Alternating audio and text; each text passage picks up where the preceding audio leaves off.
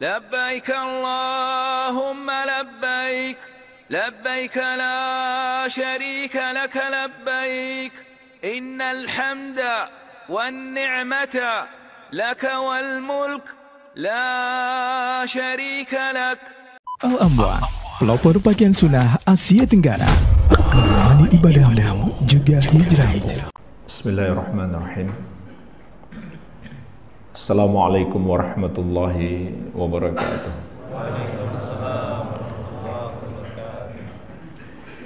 Alhamdulillahi hamdan katsiran thayyiban mubarakan fih mubarakan alaihi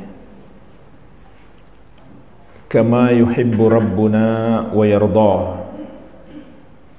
Wa ashhadu an la ilaha illallah wahdahu la syarika lah. Wa ashhadu anna Muhammadan abduhu wa rasuluh. Sallallahu alaihi wa ala alihi wa sahabatihi ajma'in. Amma ba'd. Fa ikhwani fid din wa akhwati fillah, kaum muslimin wal muslimat yang saya cintai dan saya muliakan, para tokoh masyarakat,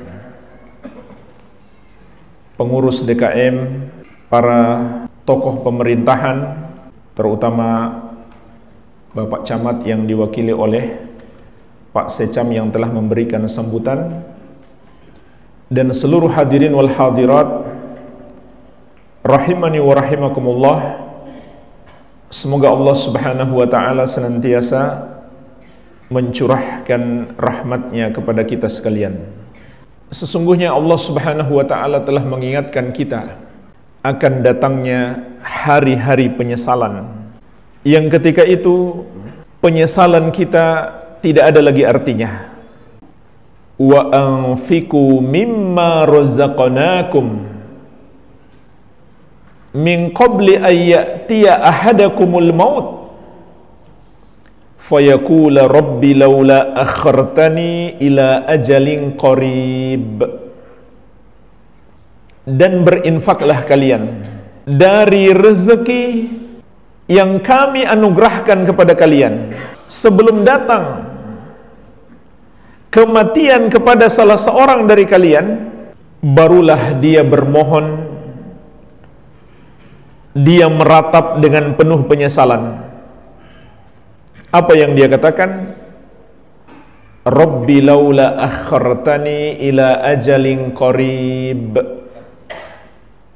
Wahai Rabbku, tundalah kematianku sebentar saja. Dia minta waktu untuk ditunda kematiannya, dan dia tidak minta lama. Apa yang hendak dia lakukan jemaah sekalian? Apakah untuk menikmati hartanya, untuk bersama keluarganya, untuk menikmati jabatannya? Tidak. Semua itu sudah dia lupakan. Yang dia inginkan adalah fa'asaddaqa wa akum minas salihin, agar aku bisa bersedekah dan aku termasuk orang-orang yang beramal soleh. Inilah yang dia harapkan. Karena saat itu dia baru merasakan, baru menyadari, amal soleh itulah yang harus menemani dia di perjalanan kehidupan setelah mati. Namun di ayat berikutnya Allah subhanahu wa ta'ala menegaskan, wala yuakhirallahu nafsan idza jaa ajaluha wallahu khabirum bima ta'malun. Dan Allah tidak akan menunda kematian seseorang apabila telah sampai ajalnya, dan Allah maha mengetahui apa yang kamu kerjakan. Jadi ajal adalah takdir Allah subhanahu wa ta'ala yang tidak mungkin dirubah. maka permintaan itu tidak mungkin dikabulkan. Inilah waktu penyesalan yang pertama. Saat kematian mendatangi seseorang, dia baru sadar, baru mau bertobat, maka sudah terlambat. Sebagaimana di ayat yang lain Allah Subhanahu wa taala juga mengingatkan, "Walaisatit taubatu lilladzina ya'maluna sayyi'at hatta idza hadara ahadahumul maut qala inni tubtul an." Tidaklah taubat itu akan diterima dari orang-orang yang melakukan keburukan sampai apabila kematian telah mendatangi salah seorang dari mereka, baru dia berkata, saya taubat sekarang. Maka sudah terlambat. Penyesalan, taubat di waktu itu tidak diterima oleh Allah Subhanahu wa taala. Penyesalan yang kedua, saat dia sudah dimasukkan ke dalam kubur, disatukan kembali ruh dan jasadnya di dalam kubur, dia kembali meratapi nasibnya dengan penuh penyesalan. Sebagaimana Allah sebutkan dalam surat Al-Mu'minun ayat 99 sampai ke 100. Hatta idza jaa ahadahumul maut qala rabbirji'un la'alli a'malu salihan fima tarakt. Sampai ketika kematian telah mendatangi salah seorang dari mereka, barulah dia bermohon kepada Allah, wahai Rabbku, kembalikan aku ke dunia. Apa yang hendak dia lakukan jemaah sekalian kalau diberi kesempatan hidup lagi? La'alli a'malu salihan fima tarakt, agar aku bisa beramal soleh dalam kehidupan yang telah aku tinggalkan. Ini kembali yang dia ratapi, yang dia sesali, karena dia baru menyadari ternyata amal soleh itulah yang dia butuhkan di alam kubur. Bukan hartanya yang melimpah, bukan banyaknya keluarga, teman, anak buah, bukan pula jabatannya. Maka Allah Subhanahu wa ta'ala menegaskan, kalla innaha kalimatun huwa qailuha wa min waraihim barzakhun ila yaumi yub'atsun. Sekali-kali tidak akan dikabulkan permohonannya. Itu hanyalah kalimat yang dia katakan saja. Dan di hadapan mereka ada barzakh, ada dinding pembatas. Mereka tidak akan bisa menembusnya. Sampai kapan? Sampai hari kebangkitan baru mereka bisa keluar dari alam kubur. Oleh karena itu jemaah sekalian, alam kubur disebut juga alam barzakh. Barzakh itu artinya dinding yang menghalangi para penghuni kubur untuk keluar dari alam kubur. Maka di sini ada satu faedah penting dalam akidah seorang muslim. Tidak ada namanya arwah gentayangan. Tidak ada orang yang sudah mati kemudian masih jalan-jalan di dunia. Tidak ada.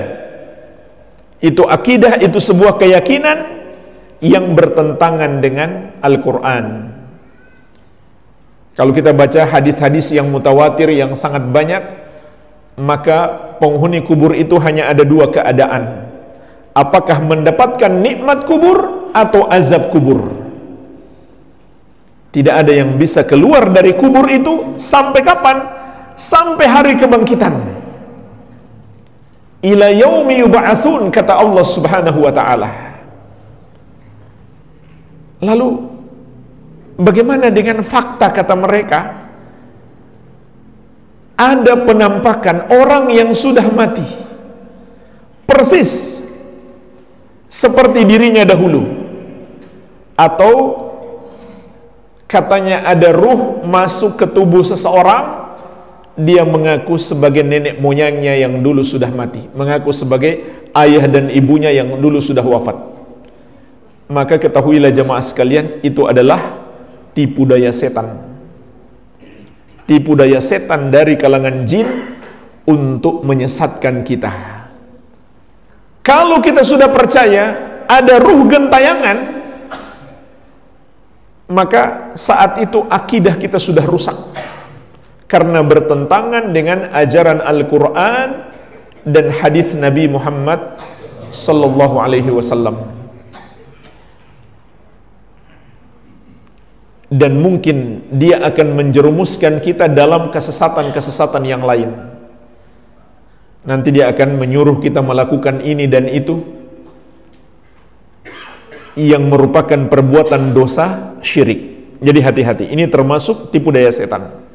Maka Allah menegaskan, permintaannya untuk kembali ke dunia tidak mungkin dikabulkan. Di hadapan mereka ada barzakh, ada dinding pembatas yang menghalangi mereka untuk kembali ke alam dunia.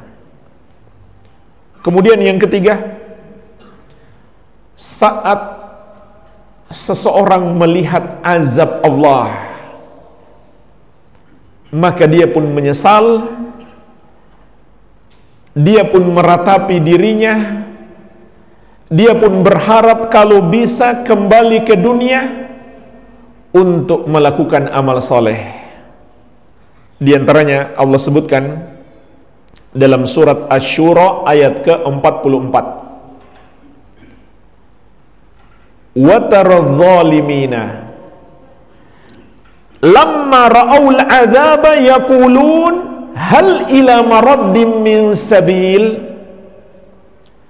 Dan kalian pun melihat orang-orang yang zalim itu, tatkala mereka menyaksikan azab, mereka pun berkata, adakah jalan untuk kembali ke dunia sehingga kami akan beramal soleh berbeda dengan amal kami yang dulu. Mereka bermohon lagi, meratap lagi dengan penuh penyesalan tatkala mereka melihat azab. Namun apa yang mereka harapkan itu sedikit pun tidak mungkin dikabulkan oleh Allah Subhanahu wa ta'ala. Dan puncak penyesalan mereka yang keempat, saat telah dimasukkan ke dalam neraka.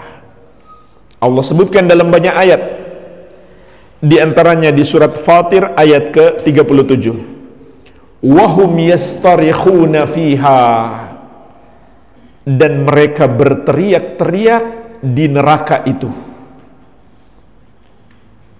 Apa yang mereka teriakan, apa yang mereka katakan? Rabbana akhrijna na'mal salihan ghairal ladzi kunna na'mal. Wahai Rabb kami, keluarkan kami dari neraka ini, kembalikan kami ke dunia, niscaya kami akan beramal soleh tidak seperti yang kami amalkan dahulu. Hari itu mereka baru merasakan ternyata yang mereka butuhkan adalah amal soleh untuk selamat dari api neraka. Mereka minta lagi kepada Allah dengan berteriak-teriak karena menahan rasa sakit agar dikembalikan ke dunia untuk beramal soleh. Maka apa jawaban Allah? Awalam nu'ammirkum ma yatadzakkaru fihi man tadzakkar. Belumkah kami memberi kesempatan hidup kepada kalian yang memungkinkan seseorang untuk berpikir, mengambil pelajaran bagi siapa yang mau mengambil pelajaran. Inilah hidup kita sekarang jamaah sekalian.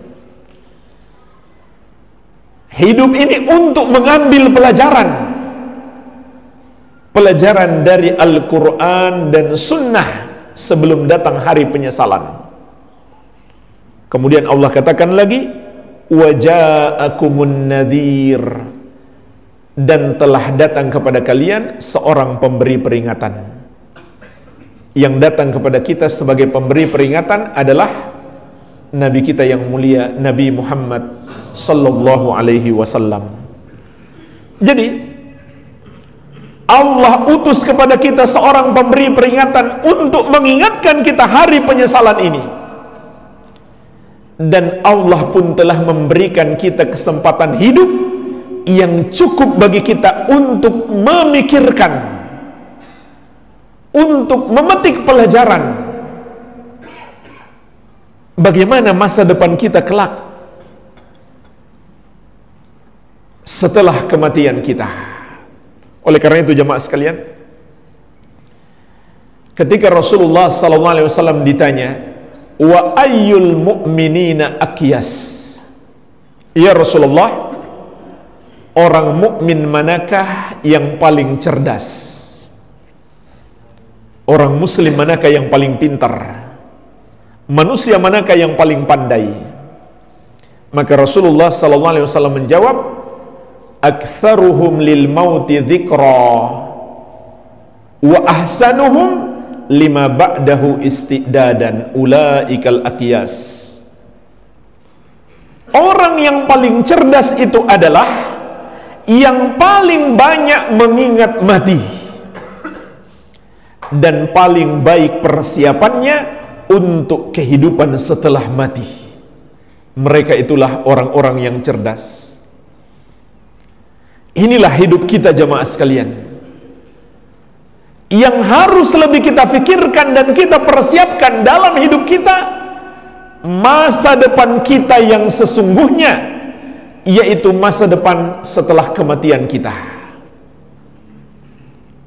Bukan sekedar masa depan kita 20-30 tahun yang akan datang di dunia ini, tapi pikirkan masa depan kita di alam kubur, di hari kebangkitan, apakah ke surga atau ke neraka. Persiapkan masa depan kita dari sekarang. Itulah orang yang cerdas.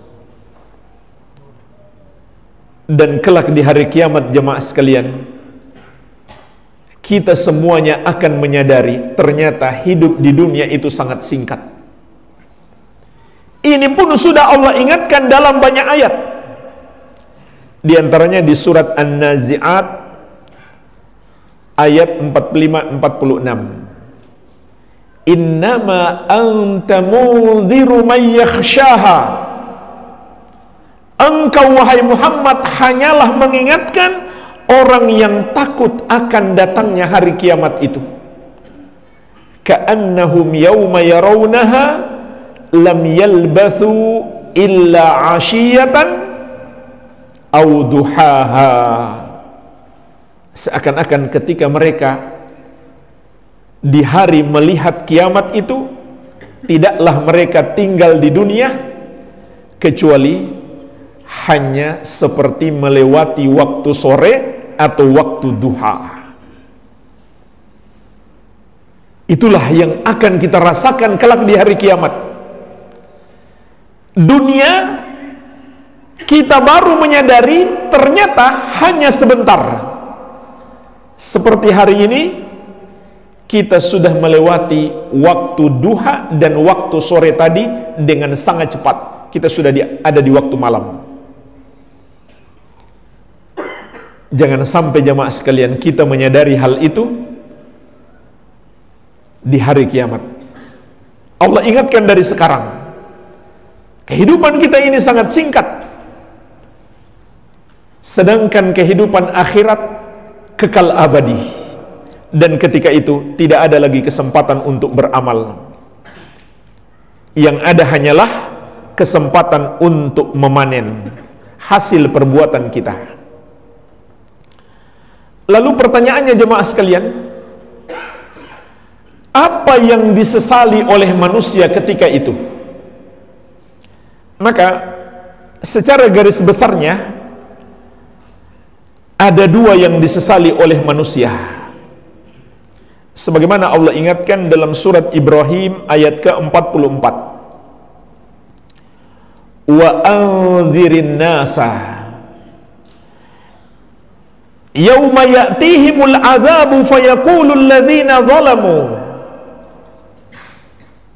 dan berilah peringatan kepada manusia akan datangnya hari azab mendatangi mereka. Maka berkatalah orang-orang yang zalim ketika itu, Rabbana akhirna ila ajalin qarib, wahai Rabb kami, kembalikanlah kami ke dunia walaupun sebentar saja. Untuk apa? Nujib da'wataka wa nattabi'ir rusul, agar kami bisa menjawab seruanmu dan kami mengikuti Rasul. Perhatikanlah jemaah sekalian, dua hal inilah yang mereka sesali. Dua hal inilah yang intinya ingin mereka lakukan kalau diberi kesempatan untuk kembali ke dunia. Yang pertama, nujib da'wataka, agar kami bisa menjawab seruanmu ya Allah. Apa makna seruan Allah di sini? Imam At-Tabari rahimahullah dalam tafsir beliau mengatakan, al-haqqa fanu'mina bika wa la nusyrika bika syai'an. Seruanmu yang benar, fanu'minu bika, sehingga kami beriman kepadamu, wa la nusyriku bika syai'an, dan kami tidak mempersekutukanmu dengan sesuatu apapun. Inilah yang pertama yang ingin mereka lakukan kalau diberi kesempatan untuk kembali ke dunia, yaitu untuk mentauhidkan Allah, beriman hanya kepadanya, menyembah hanya kepadanya, dan tidak melakukan dosa syirik. Inilah jemaah sekalian penyesalan terbesar manusia kelak di hari kiamat. Karena dulu di dunia berbuat dosa syirik, menduakan Allah, menuhankan selain Allah, atau meridhoi, menyetujui dan membenarkan penuhanan kepada selain Allah. Ini penyesalan terbesar yang dialami oleh manusia kelak di hari kiamat. Kenapa dulu berbuat dosa syirik? Sebagaimana juga di ayat yang lain, di surat Ghafir ayat 84-85, Allah mengingatkan penyesalan ini. Falamma ra'au ba'sana qalu amanna billahi wahdah wa kafarna bima kunna bihi musyrikin. Tatkala mereka melihat azab kami, mereka pun berkata, kami beriman hanya kepada Allah yang satu saja, dan kami ingkari Tuhan-Tuhan yang dulu kami persekutukan dengan Allah.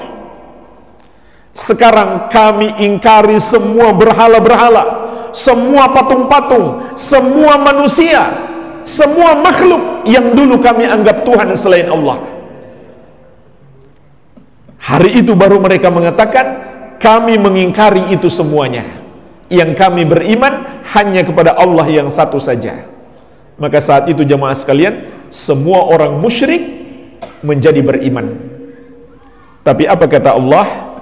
Falam yaku yanfa'uhum imanuhum lamma ra'au ba'sana. Maka tidaklah bermanfaat iman mereka ketika mereka telah melihat azab kami. Oleh karena itu jemaah sekalian, inilah dosa terbesar yang harus kita jauhi di dunia ini, dosa syirik. Dan dosa syirik itu sangat banyak. Disinilah pentingnya kita belajar, menuntut ilmu agama agar kita mengenal tauhid dan mengetahui dosa syirik. Karena betapa banyak orang yang terjerumus dalam dosa syirik tanpa dia sadari. Contoh, orang yang masih percaya kepada para dukun, masih percaya ada selain Allah yang tahu perkara gaib. Mereka disebut orang pintar atau apapun penyebutan untuk mereka. Ini termasuk syirik. Kenapa jamaah sekalian? Karena hanya Allah yang maha tahu perkara gaib. Surat An-Naml ayat ke-65, Allah menegaskan, kulla ya'lamu man fis samawati wal ardil ghaiba illallah. Katakanlah, tidak ada satupun makhluk yang tahu perkara gaib, baik itu makhluk di langit maupun di bumi, kecuali Allah. Makhluk di langit itu siapa? Malaikat. Malaikat tidak tahu perkara gaib jamaah sekalian. Kalaulah Allah tidak mewahyukan kepada mereka, para nabi dan rasul pun tidak tahu kecuali melalui jalan wahyu. Di surat Al-Jin Allah menegaskan, alimul ghaibi fala yuzhiru ala ghaibihi ahadan illa man irtada mir rasulin. Allah yang maha tahu perkara gaib, Allah tidak menampakkan perkara gaib tersebut kepada seorang pun kecuali kepada Rasul yang Allah ridhoi. Jadi sungguh aneh kalau kita percaya ada manusia yang tahu perkara gaib. Oleh karena itu Rasulullah SAW menegaskan, man atakahinan aw arrafan fasaddaqahu bima yaqul faqad kafara bima unzila ala Muhammadin sallallahu alaihi wasallam. Barang siapa mendatangi dukun atau tukang ramal lalu membenarkan ucapannya, maka dia telah kafir terhadap Al-Quran yang diturunkan kepada Rasulullah sallallahu alaihi wasallam. Begitu pula jemaah sekalian, mempercayai jimat-jimat atau benda-benda, apapun benda itu, gelang, cincin, kalung, keris, atau semacam kertas yang ada tulisan-tulisannya, rajah dan semisalnya, apapun itu, kata Rasulullah SAW, man 'allaqa tamimatan faqad asyrak. Barang siapa mengenakan jimat, maka dia telah berbuat syirik. Apakah jimat untuk melindungi dari mara bahaya, atau untuk keberuntungan, atau untuk penglaris dagangan? Rasulullah SAW menegaskan itu adalah syirik. Apalagi kalau jimatnya didapat dari para dukun. Pakai jimat syirik, percaya kepada dukun juga syirik. Ada lagi yang masih percaya ada hari beruntung, ada hari sial. Mau menikahkan anak, maka diundanglah seorang dukun yang disebut ahli primbon. Kemudian dicari tahu kapan tanggal beruntung dan kapan tanggal sial. Dan jemaah sekalian, banyak kasus tidak ditemukan tanggal keberuntungannya. Gagal nikah gara-gara percaya dukun. Ada di sebuah kota, seorang kawan menceritakan, mereka punya semacam gedung serbaguna untuk disewakan. Sewanya mahal, untuk acara pernikahan itu pun ngantri. Tapi di bulan Muharram hampir tidak ada yang menyewa, padahal sudah didiskon karena takut sial. Padahal Rasulullah SAW menegaskan, man raddathu at-tiratu an hajatihi faqad asyrak. Barang siapa yang dihalangi oleh takut sial untuk melakukan hajatnya, maka dia telah berbuat syirik. Seharusnya setiap muslim itu bertawakal kepada Allah, bergantung hati hanya kepada Allah, dan yakin kemanfaatan atau sebaliknya kemudaratan, keberuntungan atau sebaliknya kesialan hanya Allah yang maha mampu menakdirkannya. Nggak ada pengaruh apa-apa angka-angka, waktu, bulan tertentu, tanggal lahir, nggak ada pengaruh apa-apa. Tidak ada dalilnya yang menunjukkan itu memberi pengaruh, tidak pula bisa dijelaskan dengan akal sehat. Tapi jemaah sekalian, ini bukan cerita di desa-desa saja. Orang merasa sial dengan angka 13 dan angka 4. Di Jakarta, di gedung-gedung bertingkat, gedung-gedung megah, gedung modern, kita masuk ke lift, tidak ada lantai 4, tidak pula ada lantai 13. Di Kuala Lumpur juga begitu. Tapi alhamdulillah di Makkah dan Madinah ada. Kalau antum pergi haji atau umrah, masuk hotel ada lantai 4, ada lantai 13 insya Allah. Di Jakarta, di Kuala Lumpur, banyak sekali gedung-gedung yang tidak punya lantai 4 dan lantai 13. Bahkan ada maskapai penerbangan, sebuah pesawat dari sebuah negara yang katanya modern, tidak ada kursi nomor 4 dan nomor 13. Nggak tahu kalau di Garuda ya, belum cek ya. Kenapa jemaah sekalian? Karena penumpang dari negara tertentu dia nggak mau naik di nomor 4. Mungkin maskapainya nggak percaya, tapi penumpangnya nggak mau duduk situ. Dan penumpang dari negara lain dia nggak mau duduk di nomor 13. Ini bertentangan dengan syariat dan akal sehat, tapi masih terjadi di dunia modern yang katanya orang-orang sudah pintar, sudah cerdas.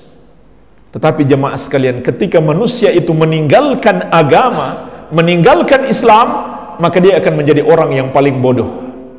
Masih percaya begitu-begituan. Ada pula jemaah sekalian, orang yang berdoa kepada selain Allah.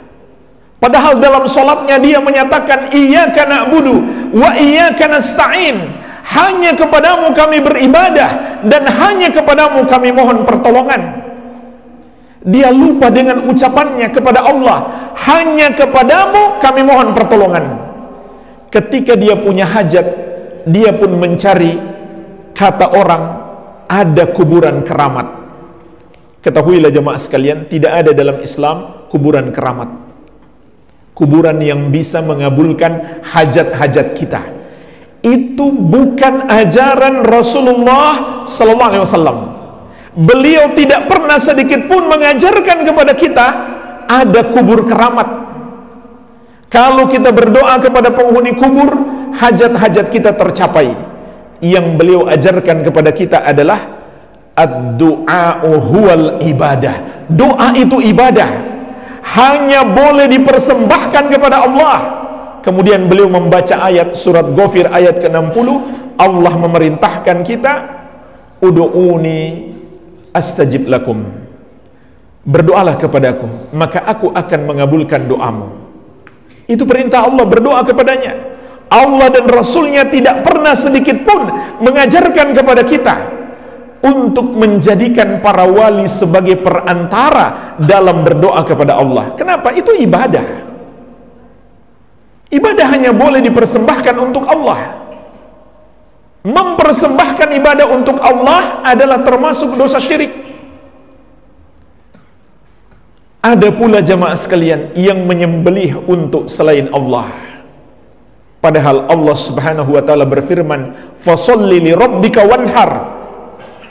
Salatlah hanya untuk Rabbmu dan menyembelihlah hanya untuknya. Karena menyembelih itu ibadah, hanya boleh dipersembahkan untuk Allah saja. Tapi masih ada orang yang mengaku muslim, dia menyembelih untuk persembahan, untuk sesajen kepada selain Allah. Dan lebih parah lagi, makhluk yang mereka persembahkan sesajen itu, mereka yakini sebagai makhluk yang maha kuasa di tempat mereka, di laut mereka atau di gunung mereka. Maka itu syirik yang lain. Karena yang maha kuasa hanya Allah Subhanahu wa ta'ala. Mereka pun meyakini makhluk itu maha mampu mengabulkan hajat-hajat mereka. maka itu syirik yang lain. Karena yang maha mampu mengabulkan hajat kita hanya Allah. Mereka pun meyakini makhluk itu maha mampu menimpakan mudarat kepada mereka. Kalau nggak dikasih sesajen, dia bisa marah, dia bisa menimpakan segala bala dan bencana. Maka itu syirik yang lain. Karena yang maha mampu menakdirkan itu hanya Allah subhanahu wa ta'ala. Kalau kita sebutkan semuanya jemaah sekalian, sungguh sangat disayangkan masih banyak dosa syirik yang dilakukan oleh sebagian kaum muslimin. Di pundak kita ada tanggung jawab untuk mengingatkan mereka. Maka Allah ingatkan kita, inilah penyesalan terbesar manusia yang pertama kelak di hari kiamat. Yang kedua, kita lanjutkan surat Ibrahim ayat ke-44 tadi. Yang kedua yang mereka harapkan kalau kembali ke dunia, apa yang mereka inginkan? Wa nattabi'ir rusul. Kami ingin mengikuti para rasul. Dan rasul yang diutus kepada kita adalah nabi kita yang mulia Muhammad sallallahu alaihi wasallam. Inilah jemaah sekalian penyesalan terbesar yang kedua yang dialami oleh manusia kelak di hari kiamat. Kenapa dulu tidak mengikuti ajaran Rasulullah sallallahu alaihi wasallam? Bahkan ada orang-orang yang dengan sengaja terang-terangan dia menolak ajaran Rasul sallallahu alaihi wasallam. Dia pun mengatakan, saya akui itu memang ajaran Rasul, itu ajaran Islam.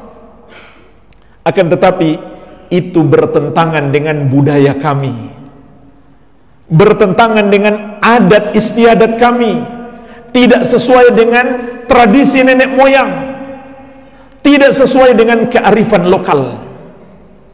Na'udzubillah.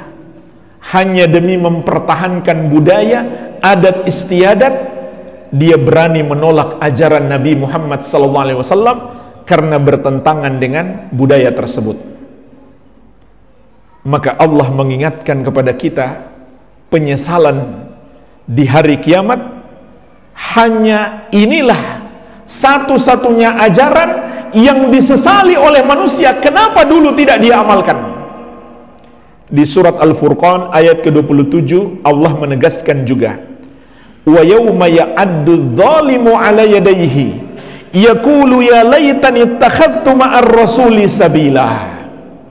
Ingatlah hari ketika orang zalim itu menggigit kedua tangannya. Saking menyesal jemaah sekalian, kedua tangannya dia gigit. Sebagaimana di dunia ini kalau ada orang menyesal dan kecewa, kita mengatakan dia sekarang gigit jari. Tapi yang ini bukan hanya gigit jari, dua tangannya dia gigit. Yaqul, seraya dia mengatakan, ya laitani takhadtu ma'ar rasuli sabila. Aduhai, andai dulu aku mengikuti jalan Rasul. Itulah yang dia sesali. Kenapa dulu tidak mengikuti jalan Rasulullah sallallahu alaihi wa ala alihi wasallam? Maka setiap kita hendaklah mengoreksi diri kita, sejauh mana kita mengikuti petunjuk-petunjuk Nabi Muhammad sallallahu alaihi wasallam. Jangan sampai karena takut kepada celaan manusia, takut dikucilkan, kita pun mengikuti ajaran-ajaran yang menyelisihi petunjuk Rasulullah sallallahu alaihi wasallam. Maka kelak di hari kiamat Allah akan tunjukkan kepada kita celaan manusia itu tidak sepatutnya kita takuti. Yang seharusnya kita takuti adalah azab Allah subhanahu wa ta'ala. Dan seluruh manusia, andai mereka mau membela kita dari azab Allah, tentu mereka tidak akan sanggup melakukannya. Tidak akan ada yang bisa menyelamatkan kita dari azab Allah selain Allah sendiri. Oleh karena itu jemaah sekalian, dua hal ini yang Allah akan tanyakan kepada seluruh makhluk. Allah sebutkan di surat Al-Qasas di dalam dua ayat, ayat ke-62 dan ayat ke-65.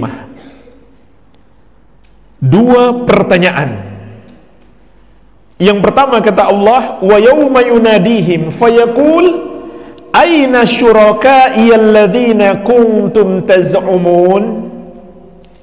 Dan ingatlah hari ketika Allah memanggil mereka semuanya.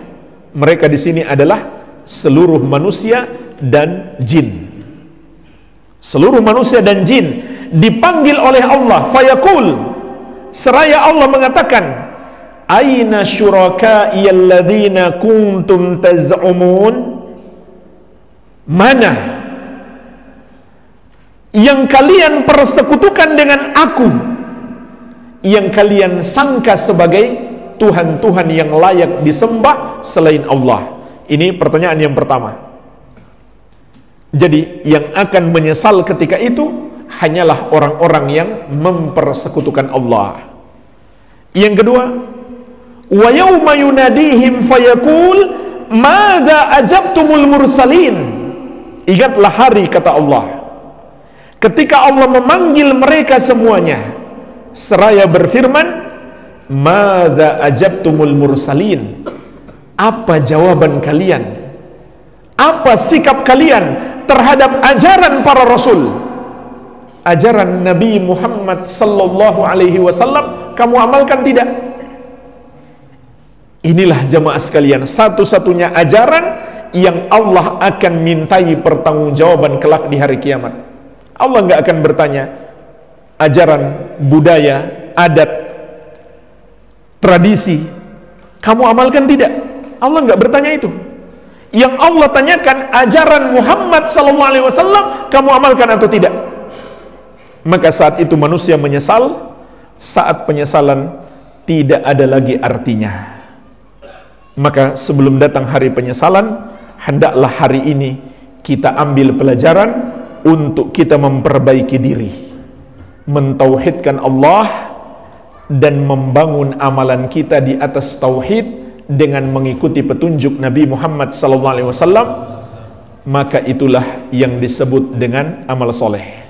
Amal soleh adalah amalan yang sesuai petunjuk Nabi Muhammad SAW, yang dilakukan di atas dasar tauhid dan ikhlas. Semata-mata kita tujukan ibadah kita hanya untuk Allah dan hanya karena Allah semata. Inilah jemaah sekalian yang bisa saya sampaikan. Mungkin ada sedikit tanya jawab, saya persilahkan. Bismillah. Jika Nabi SAW, para sahabat sampai imam yang 4 tidak mengamalkan suatu perkara, maka amalan itu tidak disyariatkan. Apakah kaidah ini benar secara mutlak? Tidak benar secara mutlak kecuali bagian awal. Jika Nabi SAW tidak mengajarkan kepada kita, tidak mencontohkan kepada kita, maka itu bukan bagian dari syariat. Karena hadisnya seperti itu. Dalam hadis yang diriwayatkan Al-Bukhari dan Muslim dari Ummul Mukminin Aisyah radhiyallahu anha, Rasulullah sallallahu alaihi wasallam bersabda, "Man ahdatsa fi amrina hadza ma laysa minhu fahuwa raddun." Barang siapa mengada-adakan, menambah-nambahkan dalam agama kami ini yang tidak berasal darinya, maka tertolak. Dalam riwayat Muslim, "Man amila amalan laisa alaihi amruna fahuwa raddun." Barang siapa mengerjakan satu amalan tidak ada padanya petunjuk dari kami, maka amalan tersebut tertolak. Ini yang pertama. Yang kedua, kalau sahabat ataupun ulama setelahnya sudah sepakat, mereka ijma', maka itu pasti benar, pasti itu bagian dari syariat. Pasti benar, pasti itu bagian dari syariat.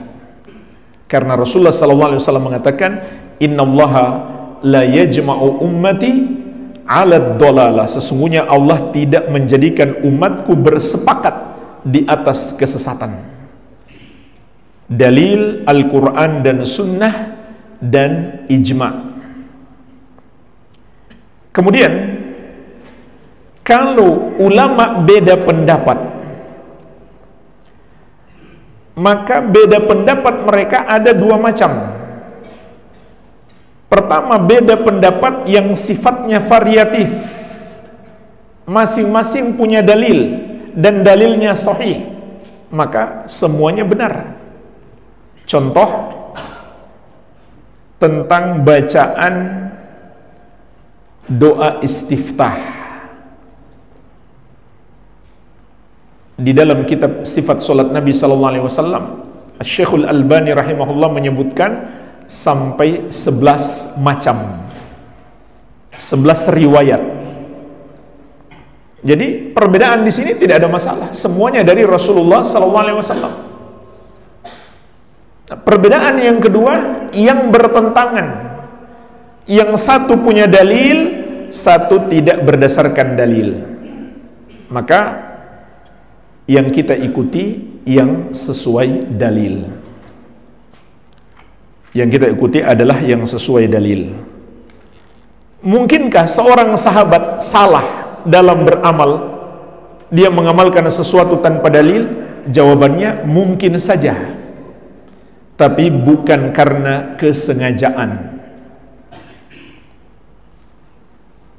Contoh jamaah sekalian, para sahabat yang lain mengingkari perbuatan Abu Hurairah radhiyallahu anhu memanjangkan atau melebihkan basuhan air wudhu beliau. Sebenarnya ada dalilnya, tapi para sahabat mengingkari pemahaman Abu Hurairah terhadap hadis itu, yaitu hadis tentang gurram muhajjalin min atharil wudu. Umat Nabi SAW dikenal dengan cahaya putih kelak di hari kiamat karena bekas wudhu. Ini luar biasa, keutamaan berwudhu, keutamaan sholat. Umat Nabi Muhammad SAW akan dikenal kelak oleh beliau di hari kiamat karena bekas wudhu itu. Karena yang akan dibangkitkan di hari kiamat kan banyak umat. Maka Nabi SAW mengenali kita dengan bekas-bekas wudhu. Maka Abu Hurairah berijtihad, kalau begitu bagus dilebihkan. Jadi sampai di siku, mencuci tangan misalkan yang harusnya sampai ke siku, beliau tambah sedikit ke atas.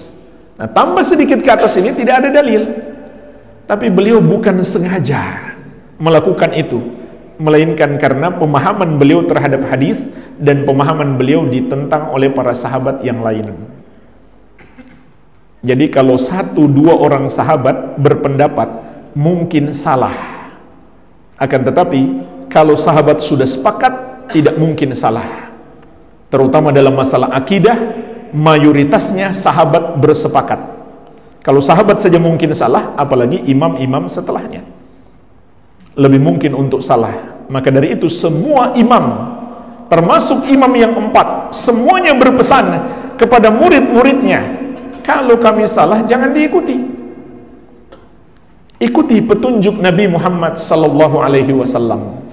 Imam Syafi'i rahimahullah yang paling banyak berpesan, beliau mengatakan, idza khalafa qawli qawla Rasulillah sallallahu alaihi wasallam fadribu biqawli urdal haid. Kalau seandainya ada ucapanku yang menyelisihi ucapan Rasulullah SAW, buang ucapanku ke balik tembok. Artinya ucapanku menjadi tidak bernilai kalau sudah bertentangan dengan ucapan Nabi SAW. Kenapa Imam Syafi'i berpesan begitu? Karena beliau menyadari beliau manusia biasa yang mungkin salah, tapi tentu beliau tidak sengaja salah, sehingga kita nggak bisa mengatakan Imam Syafi'i sesat. Tidak. Para imam ahli sunnah kalau mereka salah tidak divonis sesat, karena mereka bukan sengaja salah, bukan menentang dalil, bukan. Akan tetapi mereka berusaha, berijtihad. Terkadang dalilnya belum sampai ke mereka, atau terkadang mereka salah memahami dalil. Karena jamaah sekalian, ulama Islam juga sepakat, tidak ada seorang pun, tidak ada seorang ulama yang mengetahui semua ilmu. Sepakat ulama Islam, mesti dia pernah salah. Karena kalau dia tahu semua ilmu, dia bukan lagi ulama, dia seorang nabi. Abu Bakar pun pernah salah. Abu Bakar orang yang paling berilmu setelah Nabi Muhammad SAW. Kemudian Umar pernah salah. Cuma harus kita pahami, mereka bukan sengaja salah. Dan mereka kalau tahu salah, mereka langsung meninggalkan kesalahan itu. Iya. Apa perbedaan yaumul hisab dan yaumul mizan? Sama. Dua-duanya ada di hari itu. Ada hisab, ada pengadilan, dan ada mizan, ada timbangan amalan. Dan itu bagian dari hisab juga. Hisab penghitungan. Mizan adalah timbangan.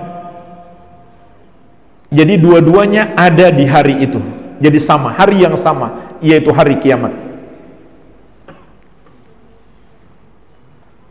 Dari keempat poin penyesalan, apa yang kita lakukan untuk mendoakan mereka selaku anak atau keluarga yang masih hidup. Selama keluarga kita atau teman kita masih muslim, walaupun mungkin selama hidupnya dia melakukan perbuatan-perbuatan dosa, maka dia masih berhak untuk kita doakan. Dan mungkin dia selamat dengan sebab doa kita, terutama doa anak soleh. Maka jadilah anak soleh, kemudian doakan orang tua kita. Tapi dengan syarat, orang tua kita masih muslim.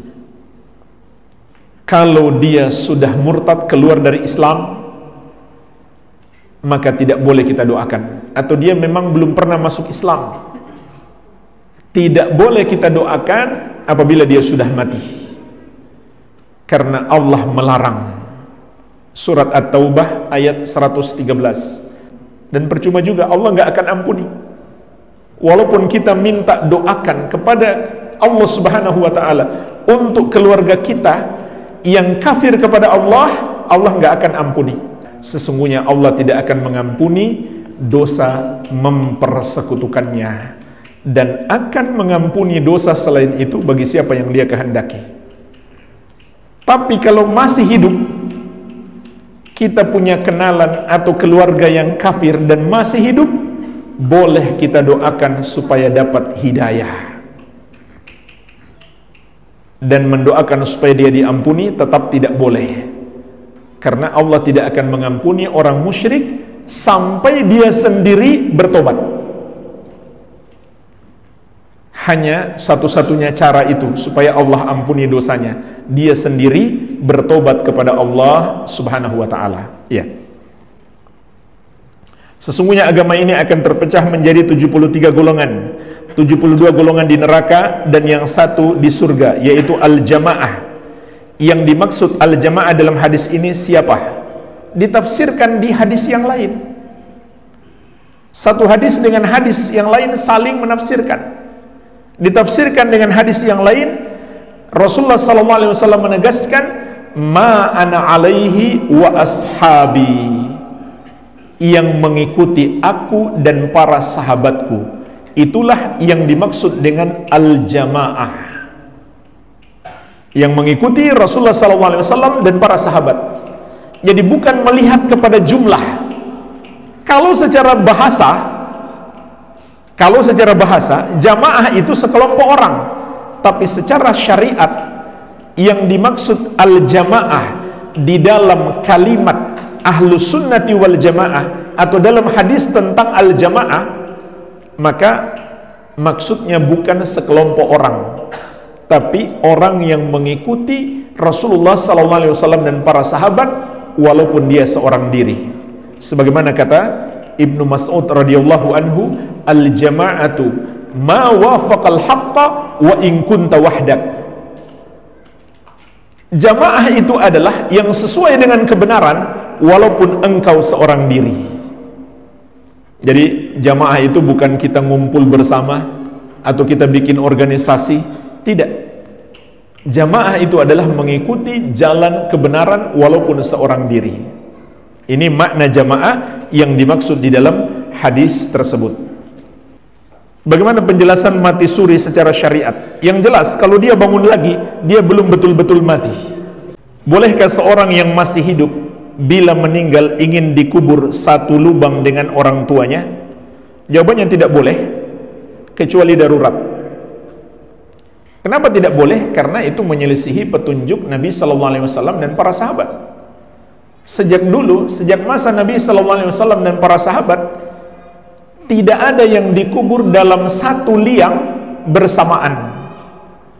Nabi SAW kubur beliau sendiri. Di sampingnya ada Abu Bakar, kemudian Umar. Begitu pula pekuburan Baqi yang ada di kota Madinah, itu masing-masing sendiri-sendiri. Kecuali darurat. Kecuali darurat. Contoh, mungkin terjadi bencana alam, banyak yang wafat, sementara orang yang mengurus jumlahnya sedikit. Ini sangat merepotkan, maka boleh. Wallahu alam. Mungkin kita cukupkan, semoga bermanfaat. Lebih dan kurangnya saya mohon maaf. Wabillahi taufik. Subhanakallahumma wa bihamdika asyhadu an la ilaha illa anta astaghfiruka wa atubu ilaik. Wa sallallahu ala nabiyyina Muhammadin wa alihi wa sallam. Wa akhiru da'wana anil hamdulillahi rabbil alamin. Wassalamu alaikum warahmatullahi wabarakatuh. لبيك لا شريك لك لبيك إن الحمد والنعمة لك والملك لا شريك لك.